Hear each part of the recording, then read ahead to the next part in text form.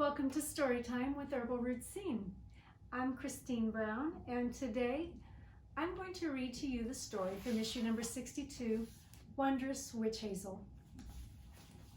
Do you have a bottle of witch hazel in your home? Did you know that it is made from a shrub known by the same name? Witch hazel is astringent, which helps to dry up, tighten, and tone. It's great for acne and oily skin. Witch hazel can also stop bleeding, it can ease a sunburn, it can soothe itchy insect bites and chickenpox blisters, and it can help diaper rash, just to name a few things that witch hazel can be used for. Witch hazel's botanical name is Hamamelis. And so today's story is called A Lesson for Hamamelis.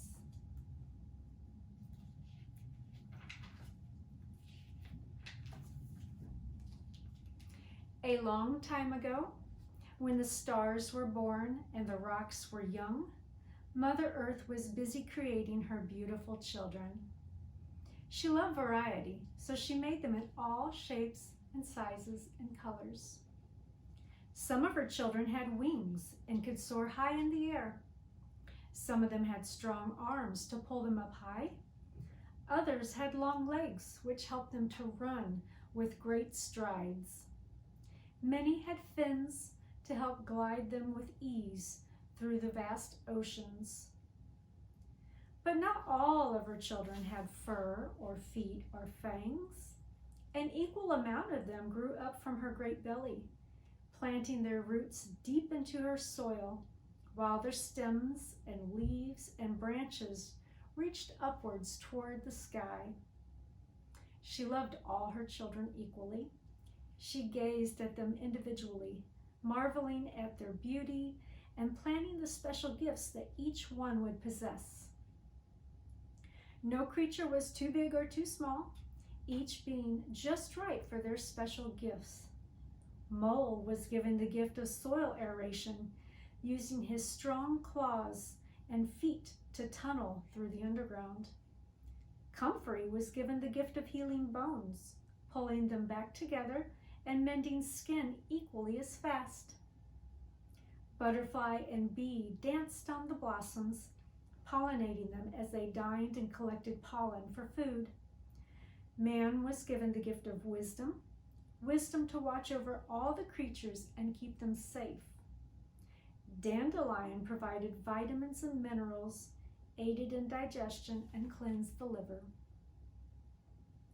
Unfortunately, even though she admired their unique gifts, some of Mother Earth's children didn't feel so highly of themselves. One such creature was Hamamelis, a small shrub that only saw the greatness of others, but denied the greatness in herself. "Oh, Mother, why can't I be tall like hickory and sycamore?" cried Hamamelis. "And just look at my flowers. It's bad enough that I'm a late bloomer, but do my flowers have to be so straggly too?" she wailed on. "Oak and hickory and sycamore, they all drop their seeds quickly, but not me. Oh no, I hold on to them, and then when I do let them go, I fire them off, like I can't get them far enough away from me. My children all grow up so far away, I never get to see them." Hamamelis's leaves drooped in sadness. As they drooped, she looked down at them, as if looking at them for the very first time. "Seriously," she shouted, "even my leaves are oddly shaped. Why, Mother? Why did you create me so that I could be the laughing stock of the plants?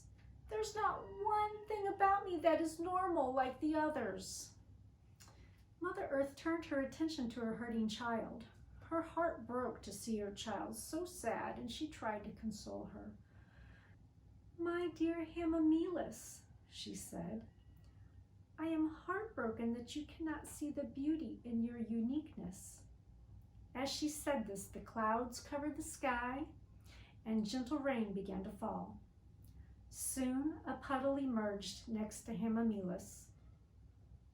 The rain stopped and the clouds parted in the sky, and a rainbow danced across the horizon. Hamamelis hung her branches in shame. She did not mean to hurt Mother. She simply couldn't see the beauty of her gifts. She glimpsed her reflection in the puddle. A few owlet moth caterpillars crawled among her branches, searching for some of her leaves to eat. She felt the slight tickle of their feet as they moved, and she cradled her leaves toward them so that they could eat. Though they were just caterpillars now, she knew that someday they would burst from their cocoons as moths and would pollinate her flowers as they feasted on her nectar. And that made her happy, knowing that she could feed them when none of the other plants could. Suddenly, she looked at her leaves, admiring their dark green color and the gentle waves of their teeth. Her branches straightened out a bit. She pictured her flowers, crazy and tattered, but vibrant colors, and remembered how, in the winter, when nothing else was blooming, how colorful she and her children looked across the landscape, bringing color to an otherwise drab brown and white background. As the puddle slowly soaked into the ground, offering a drink to her roots, Hamamelis straightened up, proud that she could share her gifts with another creature. As if able to understand what Hamamelis was thinking, Mother Earth gently stroked her child's branches and reminded Hamamelis, "Do not forget, too, that you help man and other creatures with your drawing abilities. Your need for water helps to draw the excess from their wounds. You truly are a magnificent creature, Hamamelis. Don't you ever forget this." Hamamelis waved her branches happily in the air. Yes, though different, she was very special indeed. And once ashamed of these gifts, she now held them closely to her trunk and bloomed with pride every winter. I hope you enjoyed today's story. If you'd like to learn more about Witch Hazel, you can find the Witch Hazel ebook in my shop. I'll put a link in the description. Thanks for visiting Herbal Roots zine for Storytime, and I'll see you next time.